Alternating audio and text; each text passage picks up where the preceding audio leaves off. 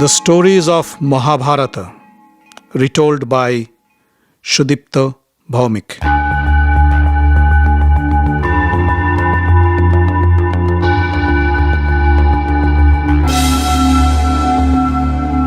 Welcome, dear friends, to another episode of the Mahabharata. In the last episode, we heard about how Dussasana and Duryodhana wanted to kill Bhima by poisoning him, but they failed. Bhima came back with renewed power and renewed strength. We also learned that Bhishma was looking for a teacher for the Pandavas and the Kauravas who could train them in the advanced skills of using arms and weaponry.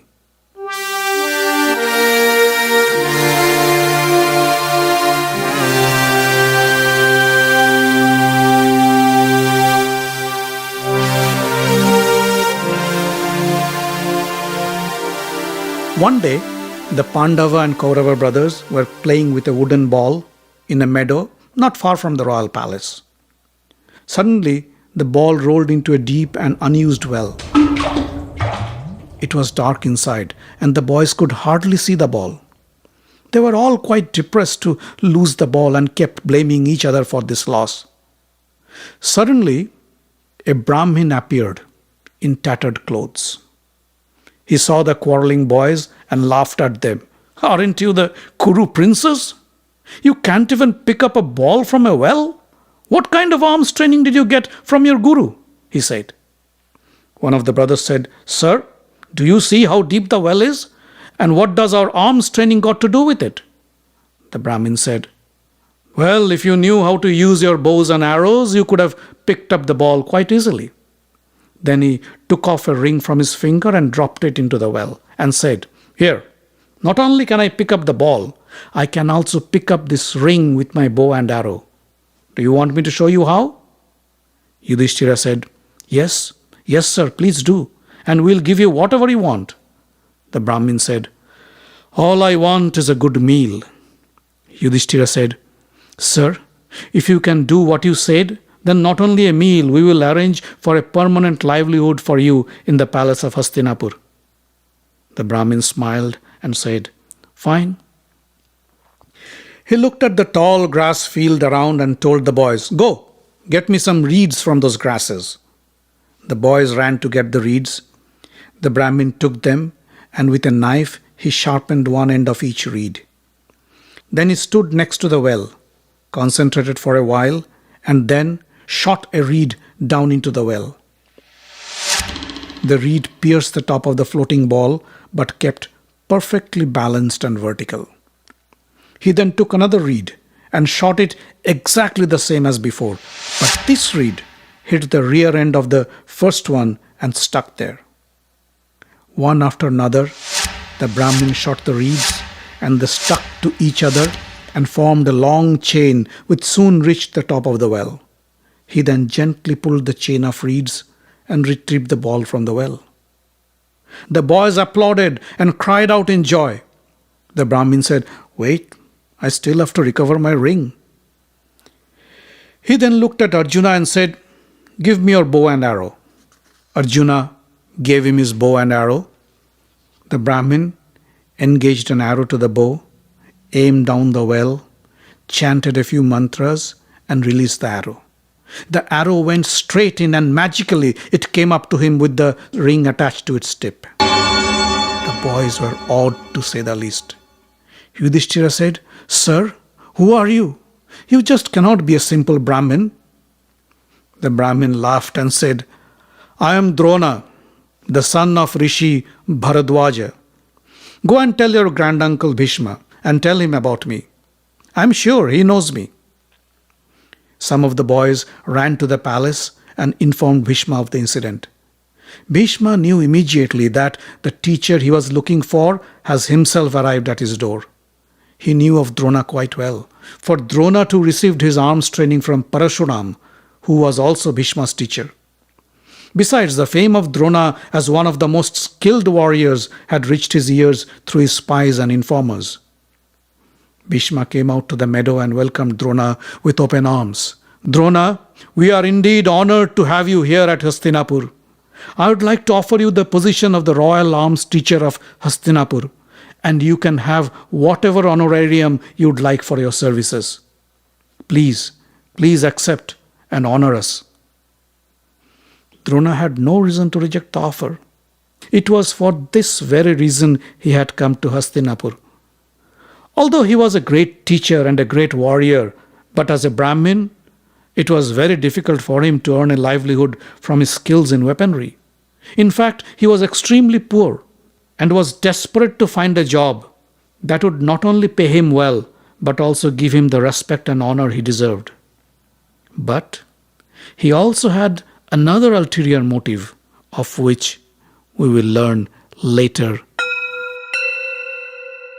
Drona settled down in Hastinapur palace with his wife and son Ashwathwama and started his job of training the Pandavas and Kaurava brothers in the advanced art of warfare and weaponry. Although he taught the princes the use of multiple weapons, he also decided to focus each one on a special weapon. For example, Yudhishthira focused on the use of the spear, Bhima on the mace, Arjuna focused on archery, and Nakul and Sahadeva on the sword. Duryodhana also picked up the mace as his weapon of choice. Drona's teaching style was a bit unorthodox, and he often tested his students for their focus, concentration, and skills. One day, he built a small wooden bird and placed it on a distant branch of a tree.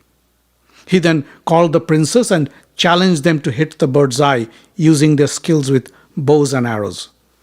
First, he called Yudhishthira and asked him to aim for the target.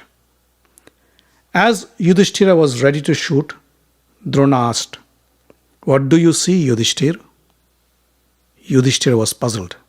He said, "Well, I see the meadow, I see you, I see my brothers, I see the tree, I see the bird." Drona stopped him and said, "Put down your bow. You don't have to shoot." He called Duryodhana next, and as Duryodhana aimed, he asked him the same question. "What do you see?" Duryodhana said, "I see the tree, I see the trees behind the trees, I see you, I see..."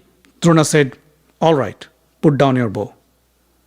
One by one, he called upon each of the princes to aim and ask the same question, and they all answered the same. They see the tree, the bird, the meadow, the brothers, etc., etc. And he didn't let anyone shoot the arrow. Finally, Arjuna came up to the spot. He engaged the arrow and aimed at the bird. Drona asked the same question. "Arjuna, what do you see?" Arjuna kept quiet for a moment, still focusing on the target, and then replied, "I see the eye." Drona asked, "Are you sure? What else do you see?" Arjuna replied again, "I only see the eye of the bird." Drona smiled and said, "Shoot." Arjuna released the arrow and it went straight and pierced the eye of the wooden bird. Drona was very happy. He embraced Arjuna and said to all his pupils, "You see, this is what your concentration should be. When you aim at a target, that's the only thing you are supposed to concentrate on, nothing else." He turned to Arjuna and said, "Arjuna, keep practicing like this, and I will make you the greatest archer of all." In fact, Arjuna was never tired of practicing. He practiced his archery skills tirelessly from dawn to dusk. One evening, when he was having his dinner, the lamp in the room went out in a gust of wind, and the dining room was pitch dark. But Arjuna realized that he was still able to eat his food. In the darkness, he could pick up the food from the plate and take it to his mouth without any effort at all. He thought if he practiced properly, he could shoot his target even in the dark. Then on, he started to practice during the night, and soon became skilled in hitting his target in total darkness. One day, while Drona was teaching archery to his royal students, the Kuru brothers, a young boy walked in. From his looks and his costume, it was quite evident that the boy was of tribal origin, a Nishad. He was carrying a crude bow made of bamboo and some arrows with him. The boy walked up to Drona and kneeled down in front of him to pay his respects and said, "Gurudev, I am Ekalavya. I long to become a great archer and have always wanted to learn the skills from you. Please take me in as your student and teach me the art of archery." Drona raised his hand to bless him and said, "I am happy to know that you want to learn the art of archery from me, but I can only accept students of royal origin. Do you come of royal heritage?" Ekalavya put his head down and said, "No, sir. I am only a tribal, a Nishad. I live in the forest." Drona said, "Then I am sorry, Ekalavya. I cannot teach you. Please, go back." Ekalavya slowly walked away, while the Kuru princess laughed at him from behind. Drona scolded them, "Stop it! Get back to your practice." Few months later, Drona took his students on a hunting trip to the forests. The royal entourage consisted of a huge team of servants, guards, cooks, cattle, and also a few hunting dogs. They set up camp in the forest, and Drona started to train them in forest warfare in between hunting trips. One day, one of the dogs of the camp went astray, deep into the forest. Strolling through the forest, the dog came to an opening where stood a small hut, and in front of the hut stood a clay statue of Drona. In front of the statue, a young boy was busy practicing his archery skills. It was Ekalavya. He looked quite fierce in his leopard skin loincloth and tribal jewelry and body paintings. The dog started to bark at Ekalavya. Ekalavya was feeling very annoyed and disturbed by his incessant barking. He tried to shoo away the dog a couple of times, but the dog refused to leave and continued to bark at Ekalavya. Ekalavya got impatient. He shot 7 arrows inside the dog's mouth and stopped the dog from barking without hurting him. The dog ran away and came back to the Kuru camp. When Drona and his students saw the dog, they were surprised to say the least. Shutting off a dog this way could only be done by someone who's extremely skilled. Even Arjuna couldn't pull off such a feat. They all followed the dog to Ekalavya's hut and was even more surprised to see the clay statue of Drona. Soon Ekalavya came out of his hut and was overjoyed to see Drona. He kneeled down at his feet and paid his respects. Drona asked, "Ekalavya, what are you doing with my statue?" Ekalavya said, "Gurudev, I was not fortunate enough to have you as my teacher in person, but I have always considered you as my teacher, my guru. So I made this statue of yours and have been practicing archery in front of you to perfect my skills." Drona was kind of happy. In fact, he felt quite elated to see that he had a very talented student whom he never taught in person. But he noticed that Arjuna looked quite depressed. Drona pulled Arjuna to one side and asked, "What's the matter, Arjuna? Why are you depressed? Anything wrong?" Arjuna said, "Nothing's wrong, Gurudev. It's only that you had promised that I only would be your best student of archery. No other student of yours could surpass me. But I guess that's not true anymore." Drona understood that it would be a strategic mistake to let Ekalavya surpass his favorite student Arjuna. He came back to Ekalavya and said, "Well, Ekalavya, if you consider me to be your guru, then you must pay me your guru dakshina, my fees." Ekalavya said, "Guru, I'll be honored to pay you my dakshina if it is in my power to do so. Please let me know what can I offer you." Drona hesitated for a moment, watched at Arjuna standing next to him with his gloomy face, and said, "Ekalavya, I would like to have the thumb of your right hand. Can you give me that? Ekalavya looked at Drona's face. He knew what Drona was asking for.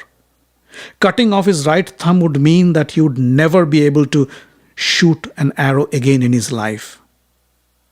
But Ekalavya didn't protest. Neither did he make a counter-offer. He pulled out a knife from his belt and without any hesitation cut off his right thumb and placed it in front of Drona's feet.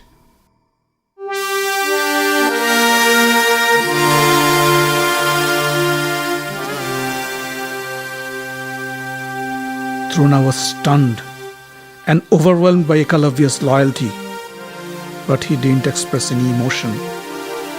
He only raised his arm to bless Ekalavya and left the forest with his students.